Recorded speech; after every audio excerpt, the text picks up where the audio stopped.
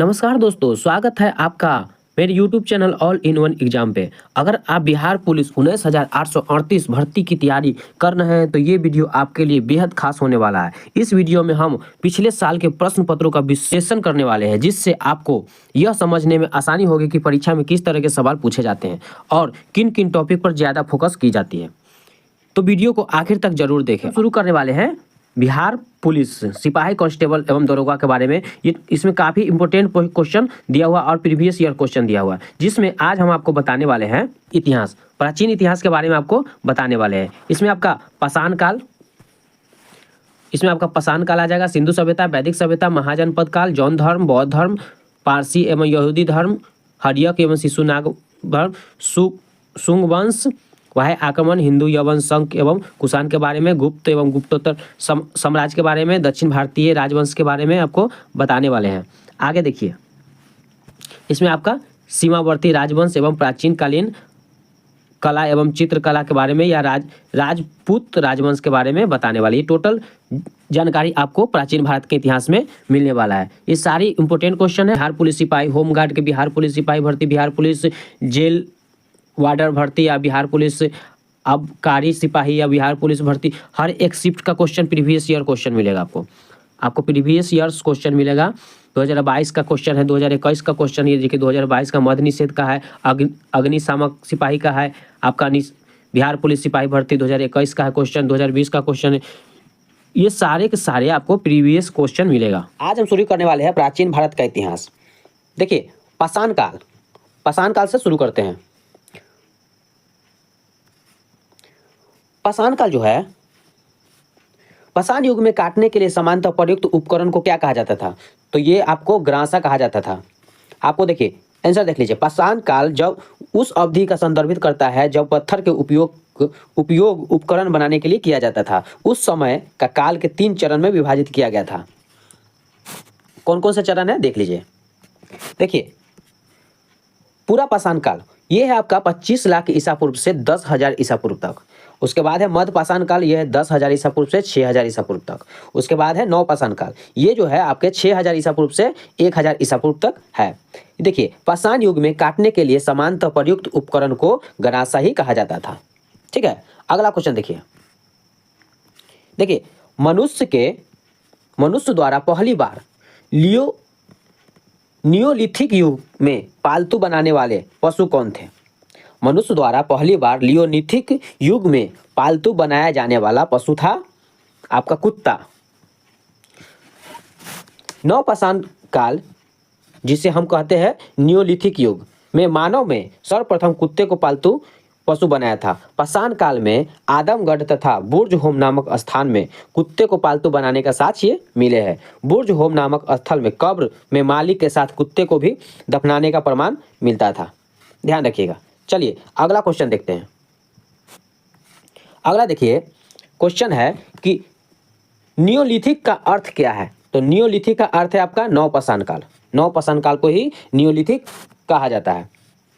देखिए, पाषाण काल उस अवधि के संदर्भित करता है जब पत्थर का उपयोग उपकरण बनाने के लिए किया जाता था। पाषाण काल के 3 चरणों में विभाजित किया गया था: पूरा पाषाण काल, मध्य पाषाण काल और नव पाषाण काल। पाषाण काल के सबसे विकसित काल था, उसका समय था लगभग 7,000 वर्ष पूर्व। चलिए आगे देखते हैं। अगला क्वेश्चन देखिए,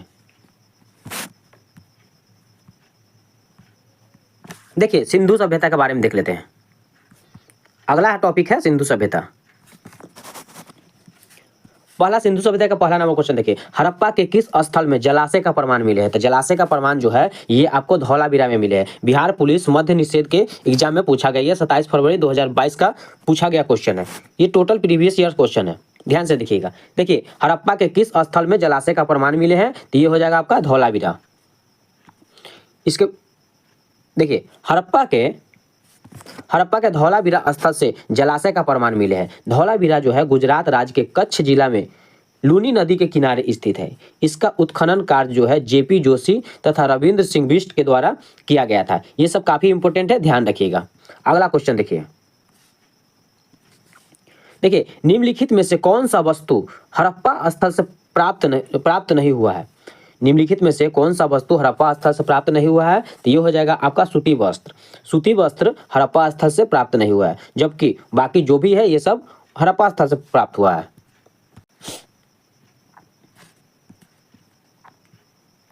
देखिए, हड़प्पा स्थल से भौतिक जीवन में काम आने वाले अनेक वस्तु जैसे बर्तन हुआ, आभूषण हुआ आदि प्राप्त हुए हैं, परंतु सूती वस्त्र का साक्ष्य जो है ये आपको मोहनजोदड़ो से मिला है, न कि हड़प्पा से। तो आप ध्यान रखिएगा कि सूती वस्त्र जो है ये आपको मोहनजोदड़ो से मिला है। अगला क्वेश्चन देखिए,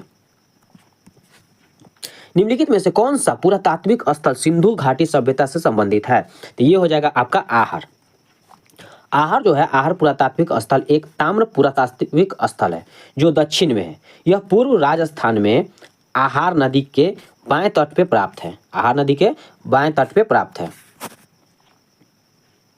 इसे राखी गड्ढी या हड़प्पा सभ्यता से संबंधित स्थल है जो गुजरात के कच्छ जिले में स्थित है। कालीबंगा सिंधु घाटी सभ्यता के स्थल है जो राजस्थान के हनुमानगढ़ जिला में स्थित है। ये आप ध्यान रखिएगा।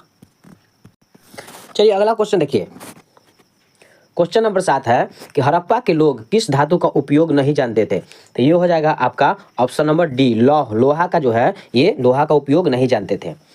देखिए इसका साक्ष्य क्या है।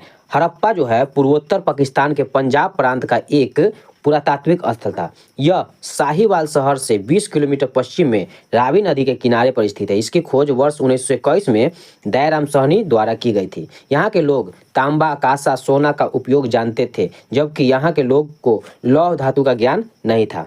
यहाँ से प्राप्त कुछ महत्वपूर्ण अवशेष भी है, जैसे एक बर्तन पे बना कछुओं का चित्र, शंख का बना बैल, पीपल का बना इक्का, ईंटों के वृत्ताकार कबूतरे जिसका उपयोग संभवतः फसल का दावने में किया जाता था। साथ ही गेहूं तथा जौ के दोनों के अवशेष भी मिले हैं, ये भी ध्यान रखिएगा। अगला देखिए 8 नंबर क्वेश्चन देखिए। देखिए 8 नंबर क्वेश्चन, 8 नंबर क्या कहता है?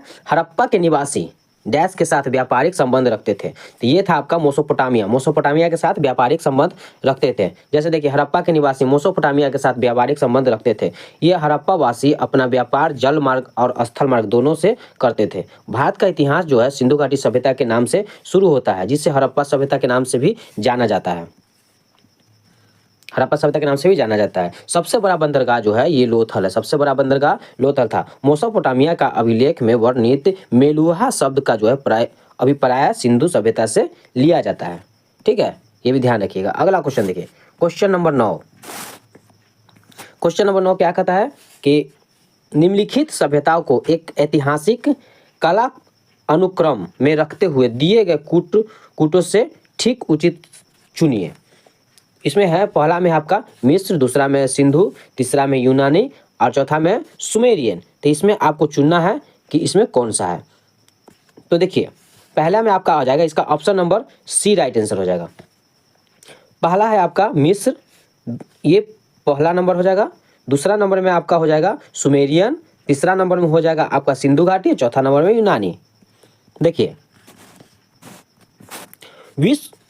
विश्व की सबसे प्राचीन सभ्यता मिस्र की सभ्यता मानी जाती है। इसका कालक्रम जो है लगभग 3100 ईस्वी पूर्व के आसपास माना जाता है। इसके उपरांत मोसोपोटामिया या सुमेरियन की सभ्यता, जिसका कालक्रम जो है 3000 ईसा पूर्व माना जाता है।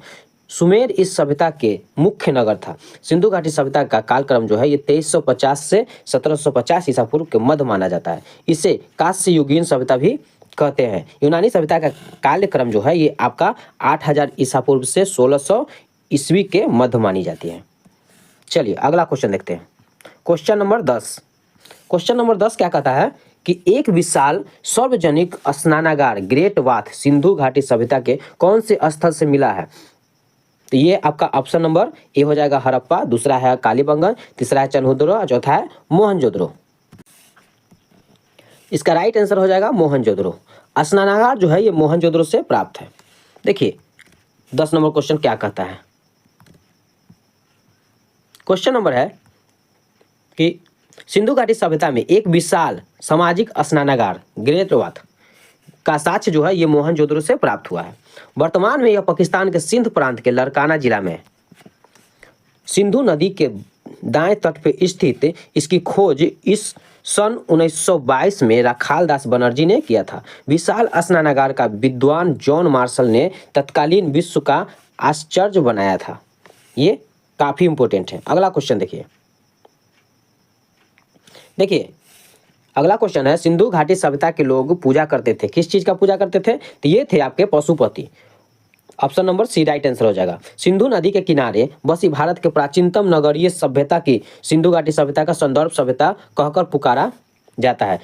हड़प्पा सभ्यता के धार्मिक जीवन के बारे में अधिकांश जानकारी पुरातात्विक स्रोतों से प्राप्त है। सिंधु घाटी सभ्यता के लोगों द्वारा पशुपति की पूजा की जाती थी। इसमें मातृ देवी की पूजा, नाग का पूजा एवं वृक्ष का पूजा करने का साक्ष्य मिले हैं। अगला क्वेश्चन देखिए, क्वेश्चन नंबर 12 है, सूची 1 को सूची 2 से मिलाना है, सही मिलान करना है। इसमें आपका ऑप्शन नंबर ए में है लोथल, दूसरा में है रोपर, तीसरा में राखी गढ़ी और चौथा में है कालीबंगा। इसको ऑप्शन नंबर 1, 2, 3, 4 में मिलान करना है। इसका राइट आंसर हो जाएगा ऑप्शन नंबर बी, इसका राइट आंसर हो जाएगा। 1 अब 4 है, इसमें आपका लोथल का हो जाएगा, लोथल गुजरात में है, और रोपर जो है ये आपका पंजाब में है, और राखी गढ़ी हो जाएगा आपका हरियाणा में, और कालीबंगन हो जाएगा राजस्थान में। इसका option number B right answer है। अगला क्वेश्चन देखिए, लोथल गुजरात में है, रोपर पंजाब में है, राखी गढ़ी हरियाणा में है और कालीबंगा राजस्थान में है, ये आप ध्यान रखिएगा। अगला क्वेश्चन देखिए,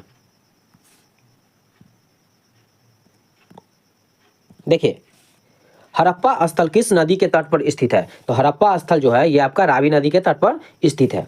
हड़प्पा स्थल पाकिस्तान के पंजाब प्रांत के मटगोमरी जिले में रावी पुरुषनी नदी के तट पर स्थित है। ये 1921 ईस्वी में राय बहादुर दयाराम सहनी ने सर जॉन मार्शल के निर्देश में हड़प्पा के अन्वेषण किया, यहाँ से मजदूरों के अलावा आवास, उर्वरता की देवी की मूर्ति, तांबे की इक्का गाड़ी और गेहूं जैसे जौ आदि इत्यादि साक्ष्य मिले हैं यहाँ से, ध्यान रखिएगा। अगला क्वेश्चन देखिए, क्वेश्चन नंबर 14 क्या कहता है? निम्नलिखित को सुमेलित करे तथा दी गए कूट में से सही उत्तर का चयनित करें। इसको भी मिलान करना है। पहला में ए में है सिंध, बी में है पश्चिम पंजाब, सी में है दक्षिणी बलूचिस्तान और डी में हरियाणा। ठीक है, इसका जो कूट भाषा है इसको मिलान करना है, तो ये हो जाएगा आपका कूट भाषा जो है, इसका राइट आंसर हो जाएगा सी नंबर। इसमें हो जाएगा आपका, देखिए ए जो है सिंध जो है ये आपका कोट दीजी में है, सिंध ए जो है ये कोट दीजी में है, और बी जो है देखिए आपको दिखा दे, सिंध जो है कोट दीजी में है, और पश्चिम पंजाब जो है ये सरायखेला में हो जाएगा, दक्षिणी बलूचिस्तान हो जाएगा बालाकोट में, और हरियाणा हो जाएगा राखी गढ़ी में। ये ध्यान रखिएगा। अगला देखिए, क्वेश्चन नंबर 15 देख लीजिए। क्वेश्चन नंबर 15 क्या कहता है? सिंधु घाटी सभ्यता से प्राप्त पशुपति शिल्प पर किस जानवर का अंकन नहीं है? ये हो जाएगा आपका गाय। देखिए, सिंधु घाटी सभ्यता से प्राप्त पशुपति सील मुहर पर बाघ, हाथी, भैंसा और गेंडा आदि जानवरों का अंकलन है, जबकि गाय का अंकलन नहीं है। चलिए अगला क्वेश्चन देखिए, क्वेश्चन नंबर 16 है। 16 क्या कहता है? 16 कहता है कि लोथल किस नदी के निकट स्थित है? तो लोथल जो हो जाएगा ये आपका भोगवा नदी के तट पे स्थित है। लोथल हड़प्पा कालीन स्थल है जो गुजरात राज्य में भोगवा नदी के निकट स्थित है। यहाँ से बंदरगाह के साक्ष्य मिले हैं। इस स्थल की खोज 1957 ईस्वी में SR राव ने किया था। काफी इंपॉर्टेंट है, ध्यान रखिएगा। सारे के सारे क्वेश्चन प्रीवियस ईयर क्वेश्चन है। अगला क्वेश्चन देखिए, सिंधु सभ्यता की प्राचीनतम बंदरगाह कौन सा है? तो प्राचीनतम बंदरगाह हो जाएगा लोथल।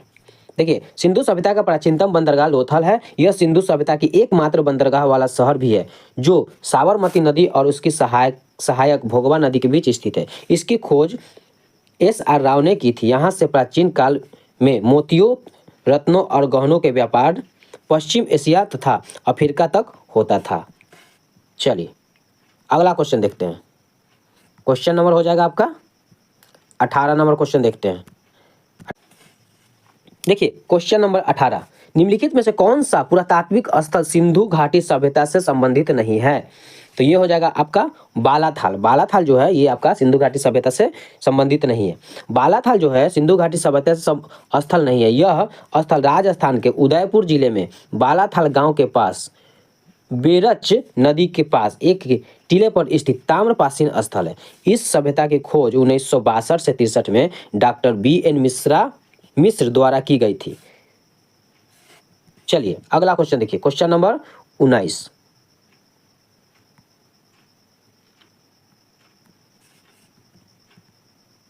देखिए 19 नंबर क्या कहता है, जूते हुए खेत का प्रमाण सिंधु सभ्यता के किस स्थल से मिला है। तो जूता हुआ खेत जो है ये आपका कालीबंगा से मिला है। ये आपका Bihar police forest range office exam 17 जनवरी 2020 को पूछा गया है और बिहार पुलिस कांस्टेबल एग्जाम 8 मार्च 2020 को फर्स्ट शिफ्ट का क्वेश्चन है। चलिए अगला क्वेश्चन देखिए, इसका बेसिक दे जूते हुए खेत सिंधु सभ्यता के कालीबंगा स्थल से प्राप्त हुआ है। कालीबंगा का अर्थ है काले रंग की चूड़िया। राजस्थान के गंगानगर जिले में स्थित इस नगर की खोज सन 1952 ईस्वी में अमलानंद घोष ने की थी। यह प्राचीन नगर सरस्वती एवं दृश्यवती नदियों के बीच स्थित है। कालीबंगा का पश्चिमी टीले पर संदर्भ सभ्यता के नीचे प्रांग संदर्भ सभ्यता का प्रमाण प्राप्त हुए हैं, जिसमें हल से जुते हुए खेत साक्ष्य मिलते हैं। इसकी जुताई आड़ी तिरछी की गई थी, जिससे 2 फसलों के एक साथ बोई जाने का अनुमान लगाया गया है। अगला क्वेश्चन देखिए, क्वेश्चन नंबर 20 क्या कहता है, काफी इंपॉर्टेंट क्वेश्चन है, ध्यान रखिएगा। सिंधु घाटी की सभ्यता की अधिकतम मोहरे निर्मित है। तो सिंधु घाटी सभ्यता का अधिकतम मोहरे है, ये हो जाएगा आपका सेलखड़ी से। देखिए सिंधु घाटी सभ्यता का अधिकतम मोहरे सेलखड़ी से निर्मित है। कांचली मिट्टी, गोमेद, चट तथा मिट्टी की बनी हुई मोहरे भी मिली है। यहाँ से प्राप्त मोहरों पर एक श्रृंगी पशु, कुबर वाला बैल, हाथी, भैंसा आदि का भी अंकलन किया गया है। तो ये भी आप ध्यान रखिएगा। चलिए 21 नंबर क्वेश्चन देख लेते हैं। क्वेश्चन नंबर है 21, मेसोपोटामिया का अभिप्राय क्या है। तो मेसोपोटामिया का अभिप्राय है दजला फरात नदी के बीच का उपजाऊ धरती। मेसोपोटामिया का अर्थ है, देखिए मेसोपोटामिया का अभिप्राय जो है ये दजला फरात नदियों के बीच उपजाऊ धरती से, इसे कांस्ययुगीन सभ्यता का उद्गम स्थल माना जाता है। ठीक है, अगला क्वेश्चन देखिए, क्वेश्चन नंबर 22 देख लेते हैं। देखिए क्वेश्चन नंबर 22 क्या कहता है, सूती वस्त्र के साक्ष्य प्राप्त हुआ है। तो सूती वस्त्र का जो साक्ष्य है ये आपका मोहनजोदड़ो से प्राप्त हुआ है। सिंधु सभ्यता के स्थल मोहनजोदड़ो से सूती वस्त्र के साक्ष्य प्राप्त हुए हैं। आदित्य जो है ये इस स्थल का खोज रखाल दास बनर्जी ने 1922 ईस्वी में की थी। यह सिंधु नदी के किनारे स्थित है। ये काफी इंपॉर्टेंट है, इसको ध्यान रखिएगा। चलिए अगला क्वेश्चन देखिए, 23 नंबर क्वेश्चन क्या कहता है। क्वेश्चन है संदर्भ सभ्यता के निवासी द्वारा निम्न में से किस धातु का उपयोग सर्वाधिक किया गया था। तो ये हो जाएगा आपका ऑप्शन नंबर ए, कांस्य धातु। कांस्य धातु का उपयोग सर्वाधिक किया गया था। देखिए संदर्भ सभ्यता या हड़प्पा सभ्यता के निवासी द्वारा कांस्य धातु का उपयोग सर्वाधिक किया गया था, जो तांबे और रांगे टीन के मिश्रण से बना था। ठीक है, इस सभ्यता का विकास सिंधु और घग्गर प्राचीन सरस्वती नदी के किनारे हुआ था, जो हड़प्पा, मोहनजोदड़ो, कालीबंगा, लोथल, धौलावीरा और राखीगढ़ी के प्रमुख केंद्र बने थे। चलिए अगला क्वेश्चन देखिए, 24 नंबर क्वेश्चन क्या कहता है। 24 नंबर क्वेश्चन कहता है कि संदर्भ निवासी को धार्मिक जीवन में निम्न में से कौन सा तत्व विद्यमान नहीं था। तो ये हो जाएगा आपका विशिष्ट मूर्ति की पूजा। विशिष्ट मूर्ति की पूजा जो है ये विद्यमान नहीं थे। चलिए इसका बेसिक देख लेते क्या कहता है। ये कहता है संदर्भ निवासियों के धार्मिक जीवन में मातृ देवी की उपासना, लिंग एवं योनि की पूजा तथा पशु पक्षी व नाग की पूजा के तत्व विद्यमान थे, जबकि विशिष्ट मूर्ति की पूजा का प्रचलन यहाँ नहीं था। सिंधु सभ्यता के लोग जो है ये धरती की उर्वरता की देवी मानकर इसकी पूजा किया करते थे। सिंधु सभ्यता में मातृ देवी की उपासना सर्वाधिक प्रचलित थे। सिंधु घाटी के नगरों में किसी भी मंदिर का अवशेष नहीं मिले। ये भी ध्यान रखिएगा, कभी कभी क्वेश्चन ये भी आ जाता है कि सिंधु घाटी सभ्यता के जो नगर मंदिर का अवशेष यहाँ पे नहीं मिले। चलिए क्वेश्चन नंबर 25 है।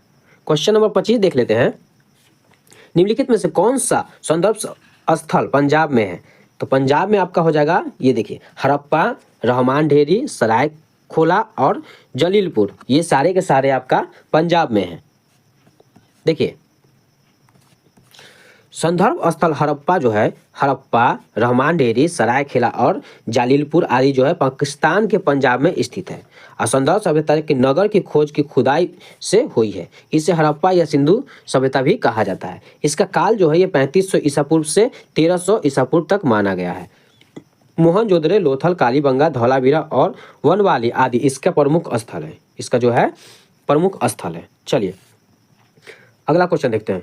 क्वेश्चन नंबर 26 क्या कहता है?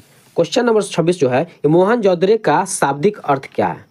तो मोहनजोदड़ो का शाब्दिक अर्थ हो जाएगा आपका मृतकों का टीला। ये काफी इंपॉर्टेंट है, कितनी बार एग्जाम में पूछा गया है। चलिए अगला क्वेश्चन देखते हैं। क्वेश्चन नंबर 27 क्या कहता है? देखिए क्वेश्चन नंबर 27 जो है ये कहता है सिंधु घाटी की सभ्यता के निम्नलिखित स्थलों, सिंधु घाटी सभ्यता के निम्नलिखित स्थानों में से कौन सा गुजरात में स्थित है?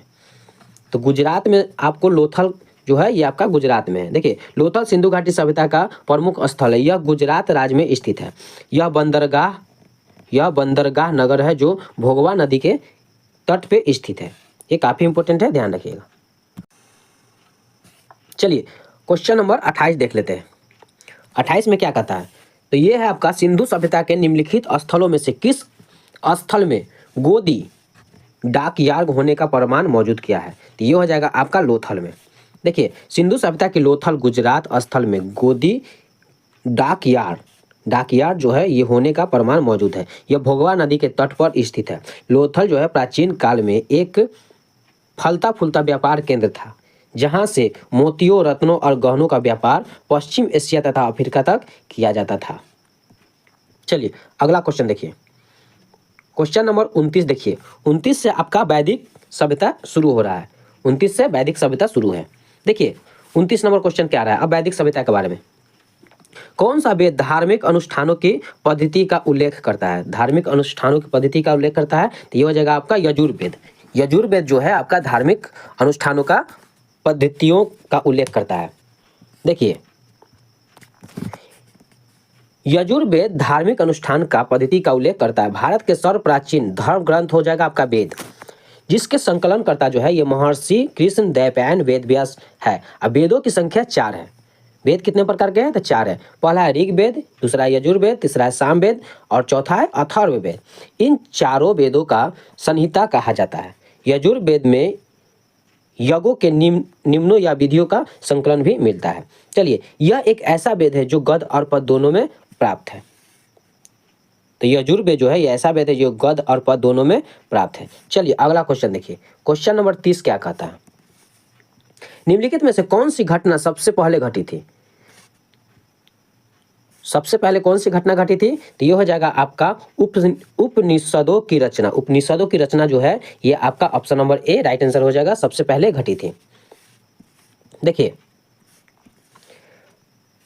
प्रश्न दिए गए विकल्पों के अनुसार जो है ये सर्वप्रथम उपनिषदों की रचना हुई थी। इसकी कुल संख्या 108 है। उपनिषद की संख्या कितनी है? तो 108 है। ये अन्य दिए गए घटनाओं तथा उनका कार्यक्रम का निम्नलिखित अनुसार दिया गया है। देखिए अर्थशास्त्र की रचना 3री शब्दावली ईसा पूर्व और बुद्ध की पारंपरिक निर्माण तिथि जो है ये 483 BC यानी कि वैशाख पूर्णिमा में हुआ था।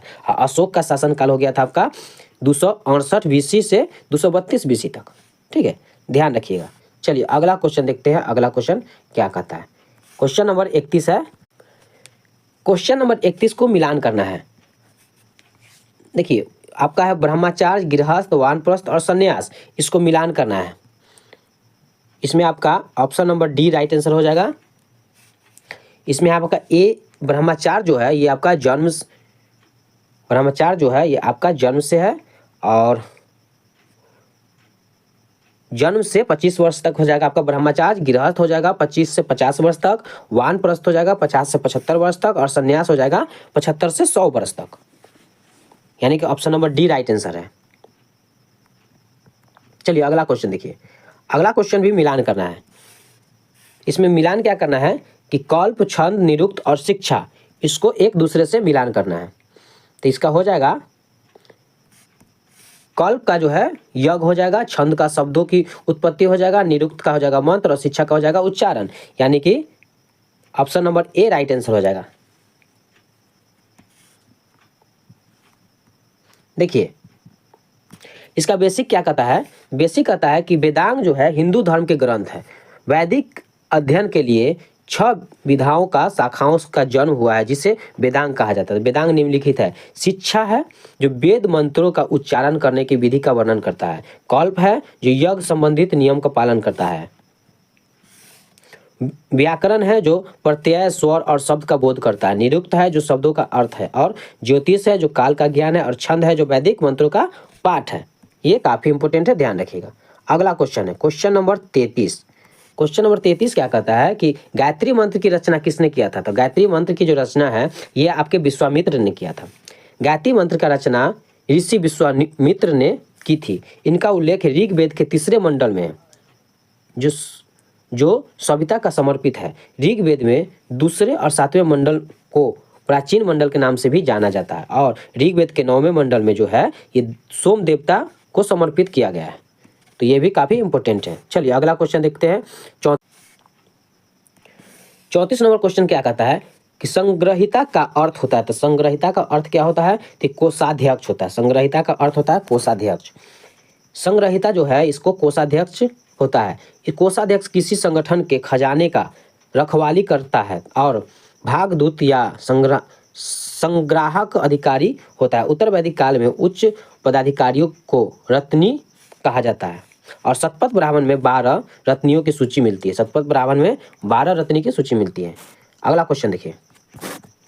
क्वेश्चन नंबर है 35 नंबर क्वेश्चन देखिए। यज्ञ की देखरेख कौन करता है? यज्ञ जो होता है उसको देखरेख कौन करता है? तो ये हो जाएगा आपका Brahma. Option number B right answer हो जाएगा। वैदिक काल में अलग अलग क्षेत्रों में अलग अलग विशेषज्ञ थे। जैसे देखिए इसमें हो जाएगा आपका पहला नंबर है उगदाता। ये जो है आपका सोमदेव की ऋचाओं को ज्ञान करने वाला है। दूसरा है अर्धवर्णीय, ये है यजुर्वेद के पाठ करने वाला है। तीसरा है होत्री, ऋग्वेद के पाठ करने वाला तथा अग्नि कुंड में आहुति देने वाला होता है। चौथा है ब्रह्मा, ये यज्ञ के देखरेख करने वाला होता है। चलिए अगला क्वेश्चन देखिए। Question number 36।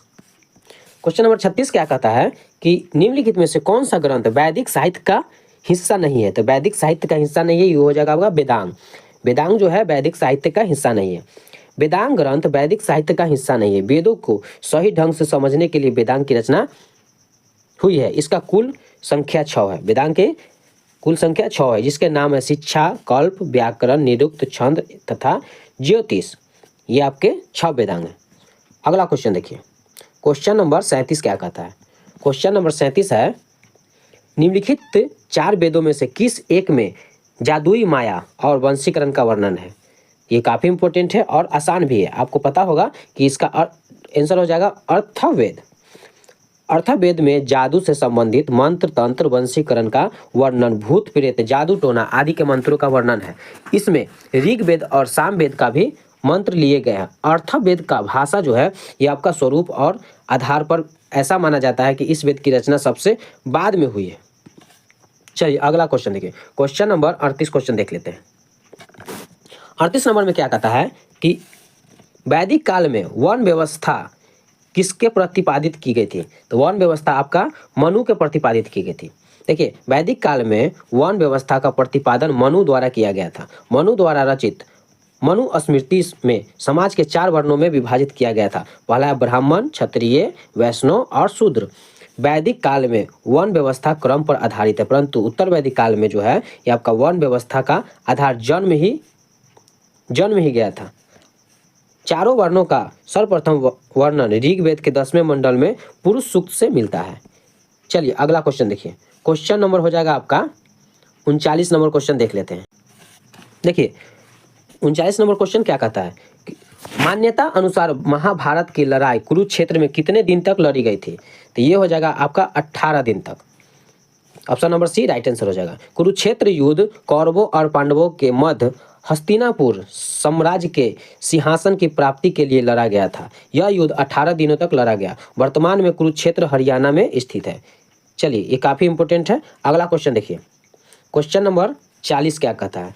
क्वेश्चन नंबर 40 है कि प्राचीन भारत में पालागल क्या था? पालागल, प्राचीन भारत में पालागल क्या था? तो ये था आपका संदेशवाहक।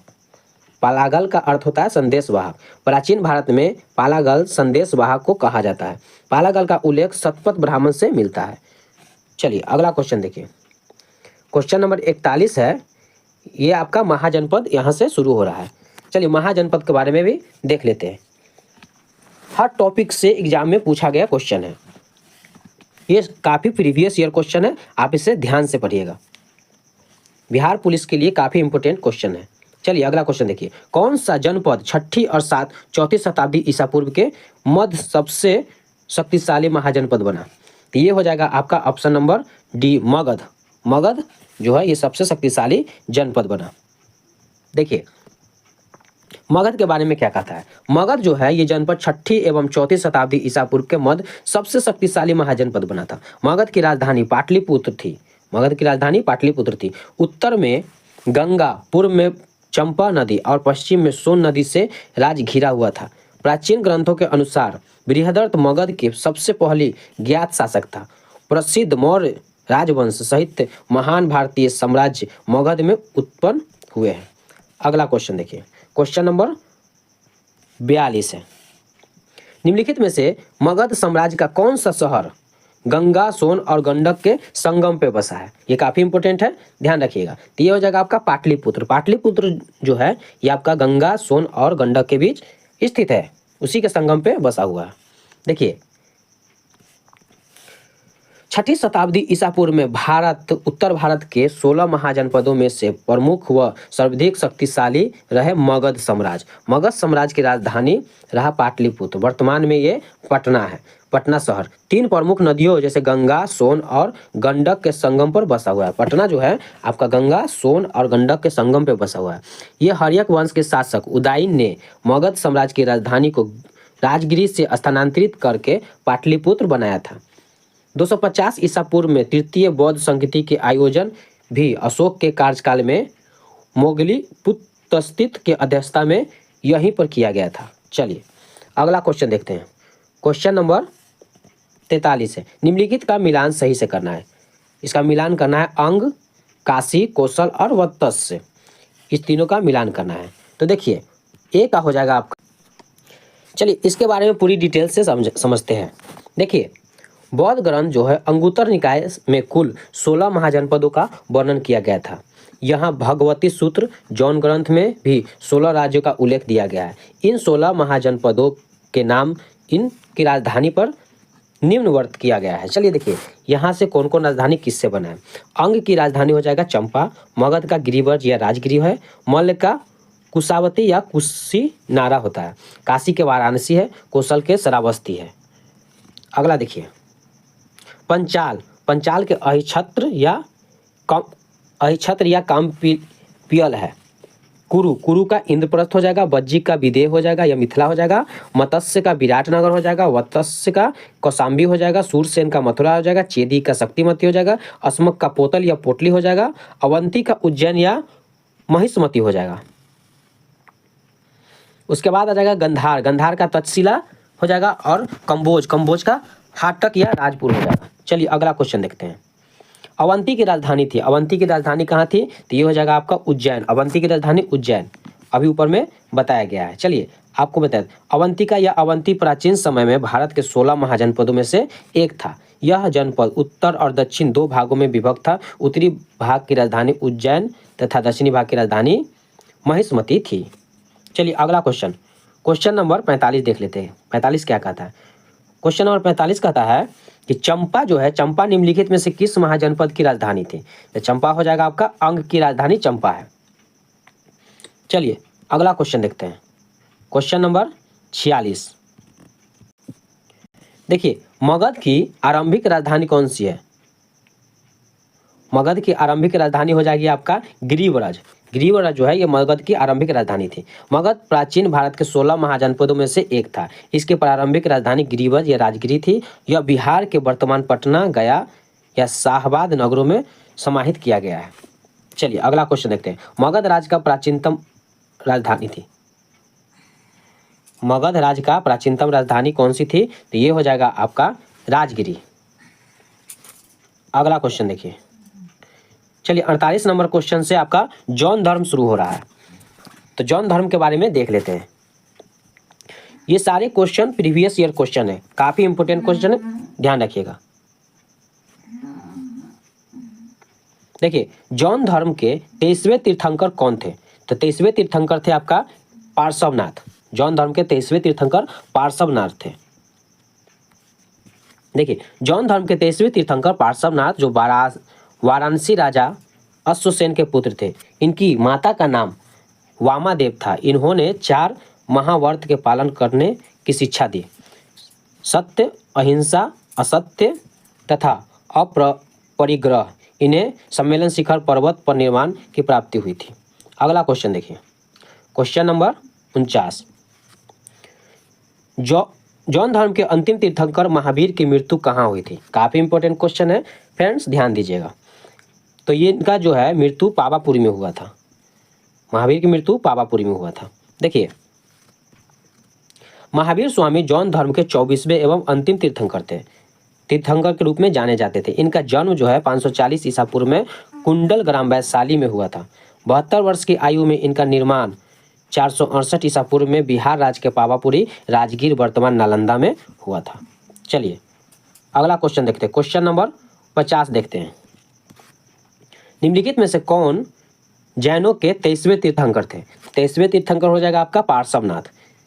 23वें तीर्थंकर पार्श्वनाथ हो जाएगा। देखिए, जौन धर्म में तीर्थंकर वह व्यक्ति है जिन्होंने पूरी तरह से क्रोध, अभिमान, छल, इच्छा आदि पर विजय प्राप्त कर ली है। जैसे प्रथम तीर्थंकर हो जाएगा ऋषभदेव, 23वें तीर्थंकर है इनका पार्श्वनाथ और 24वें एवं अंतिम तीर्थंकर है महावीर स्वामी। तो चलिए फ्रेंड्स, आज के लिए इतना ही। मिलते हैं अगले वीडियो में। इसके आगे आपको कंटिन्यू किया जाएगा। तब तक के लिए धन्यवाद।